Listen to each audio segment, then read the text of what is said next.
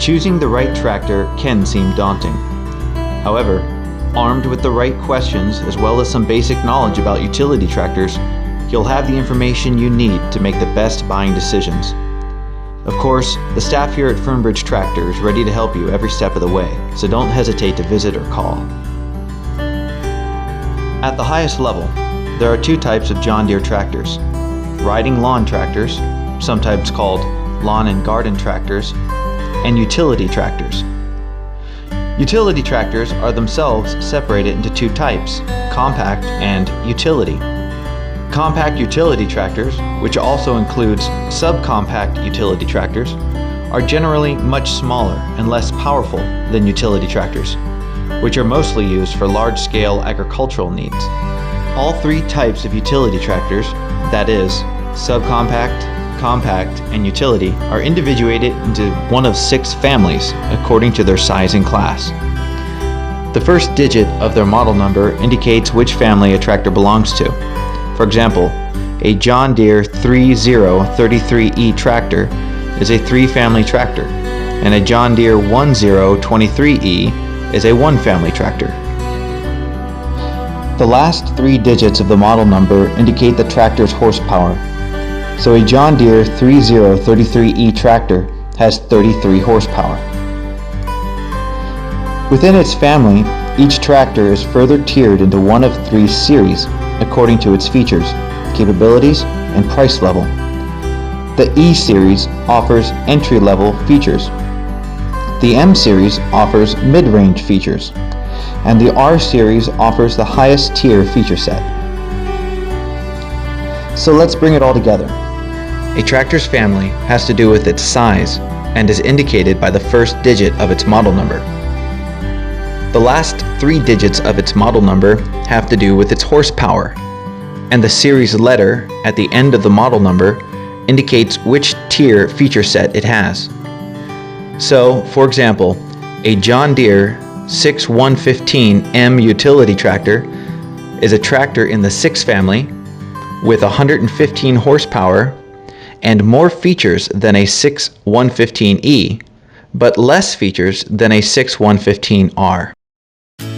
Now that you have a basic understanding of how John Deere tractors are classed, you're ready to consider several key aspects of a tractor: horsepower, usable power, size, drive type, transmission, hydraulic system, hitch system, and comfort convenience. The choices you'll make in each of these categories is determined largely by the type and size of terrain, the chores you need a tractor to handle, and the implement you're dealing with. Let's first consider horsepower. The first point to keep in mind is that more horsepower doesn't necessarily mean more usability. If your tractor has too much power, you will sacrifice fuel efficiency. On the other hand, if your tractor has too little power, you may not be able to handle all the chores you'd like. Buying the bare minimum horsepower to operate your implements will result in your machine being in a constant state of strain. You'll want to have slightly more power than you think you'll need so that you can grow into your machine as you become more comfortable with its capabilities and as your needs change.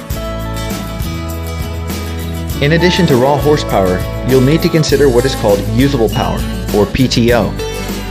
PTO stands for power takeoff. This is the amount of power the tractor sends to implements such as loaders and backhoes. The power is transferred from the engine to a rotating shaft at the rear of the tractor. You might say that PTO horsepower is a truer indication of a tractor's capabilities than engine power. Generally speaking, a tractor's PTO horsepower will be roughly 15% less than its engine horsepower. Different implements require different degrees of PTO to function.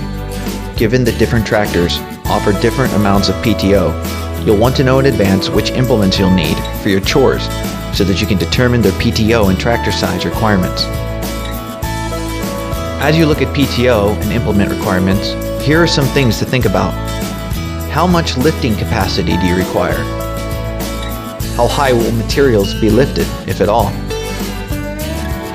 What type of material do you cut or mow?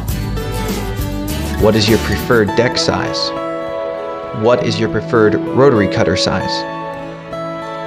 All these considerations and more will determine the size of tractor you'll need. But you'll also want to consider how much time you want to spend doing the work. For example, large tractors can cover ground more quickly than small tractors. Of course, if storing your tractor inside a traditional sized garage is a requirement for you, then you'll want a shorter tractor model.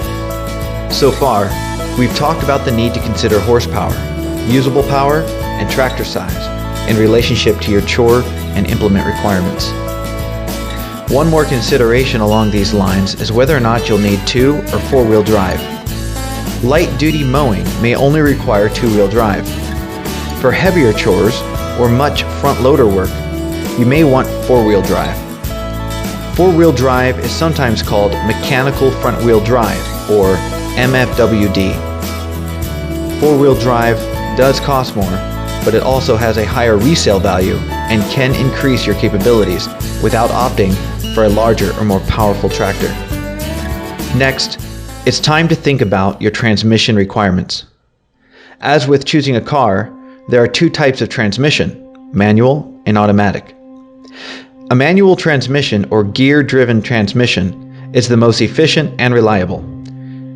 It is also the most commonly used in utility tractors. There are several types of manual transmissions: non-synchronized, partially synchronized, and fully synchronized.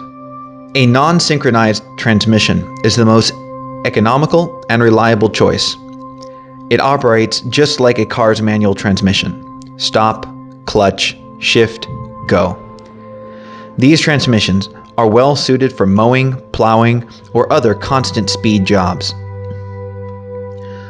Partially synchronized transmissions are smoother and more flexible. These allow you to clutch and shift without stopping the tractor, and are easier to operate over a wide range of speeds. Fully synchronized are the easiest of the manual type transmissions. These allow you to shift on the go, without clutching, and typically offer a wider range of working speeds. If your chores include loader work, consider the power reverse option available for manual transmission types. You'll get a little orange lever to the left of the steering wheel that lets you change direction from forward to reverse without stopping, clutching, or shifting. By the way, don't let all the levers and numbers intimidate you. On most utility tractors, you'll choose your range, usually identified with letters such as A, B, and C, and your speed within that range, usually identified with numbers such as 1, 2, and 3. If you see a transmission designated, for example, as 9F/3R, that simply means you have 9 forward speeds and 3 reverse.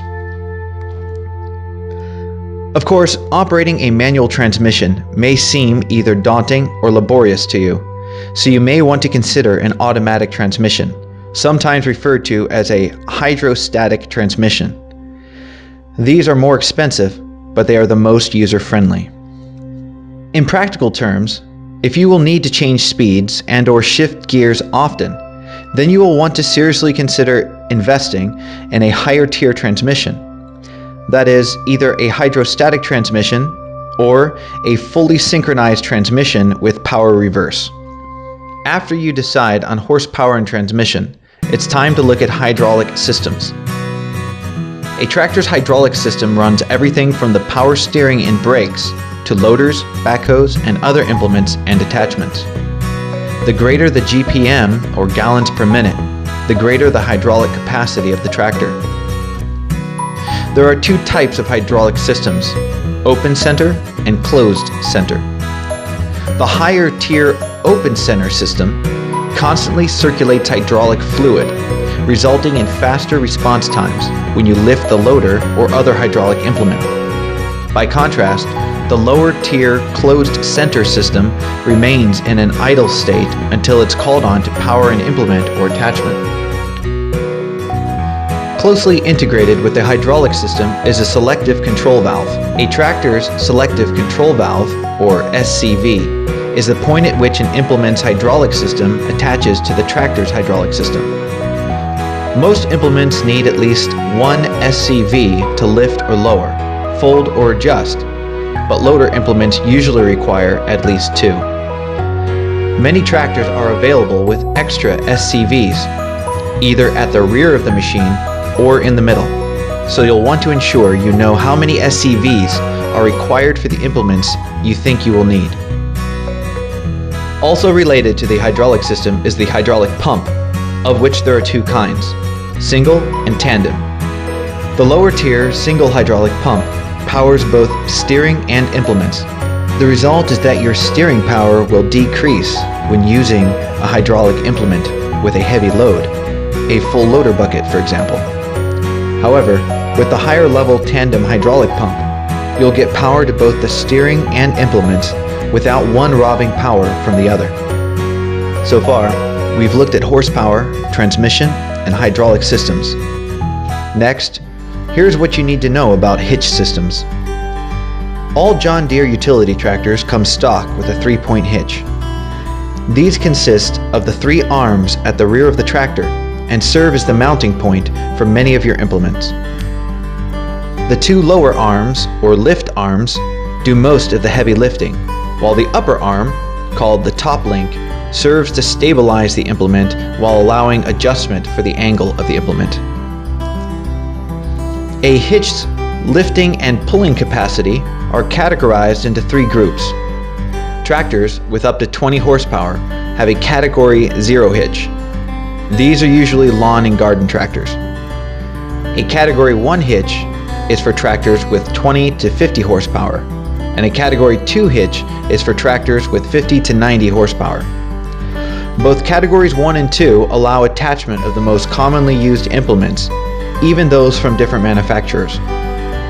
However, you'll want to make sure your implements will fit the tractor's hitch system. If you intend to work with multiple implements, getting on and off your tractor every time you need to change an implement could get tiresome.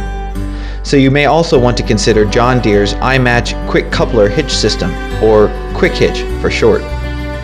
It allows you to quickly connect the hitch and PTO shaft to any compatible implement without leaving the operator seat or adjusting hitch geometry. This is a John Deere exclusive that takes a lot of work out of attaching implements and will attach to any Category 1 or 2 3-point hitch implement, no matter the brand. The last major consideration when buying a tractor is comfort and convenience, because the best way to get a feel for a tractor's comfort level is to test drive it. To do that, you'll want to come in, visit our dealership, and get hands-on with the tractor. Here are some things to look for when you do. Seat comfort, convenient access to controls, visibility around the tractor, and the type of operator station. Ask yourself, is there a large range of seat adjustment? Are your most commonly used controls within easy reach? Are the controls out of the way, or will you have to step over a lever just to climb into the seat? How's the line of sight to the front tires, or behind you to the drawbar and hitch? There are 3 types of operator stations. The right choice for you depends on what level of comfort and convenience you are after. Do you prefer a climate-controlled cab or open operator station? If you're working in the dead of winter or heat of summer, you'll want a closed, climate-controlled cab. If your chores are more fair weather, you may only need an open station model. There are 2 types of open operator stations. The straddle mount platform is the most basic and can require an awkward step when getting on and off the tractor. The higher tier isolated open station mounts onto the tractor frame with rubber bushings to help reduce noise and vibration. And the highest tier enclosed cab offers the highest level of comfort and convenience, but of course are more expensive. Finally, the maintenance of your vehicle is a matter of convenience. So consider the frequency, type, and ease of scheduled maintenance. Find out what the warranty's terms and conditions are, what the recommended routine maintenance schedule is, and what the service requirement costs are. That concludes our guide to choosing a John Deere utility tractor. We hope you have found it helpful. Please leave comments or questions. We look forward to serving you.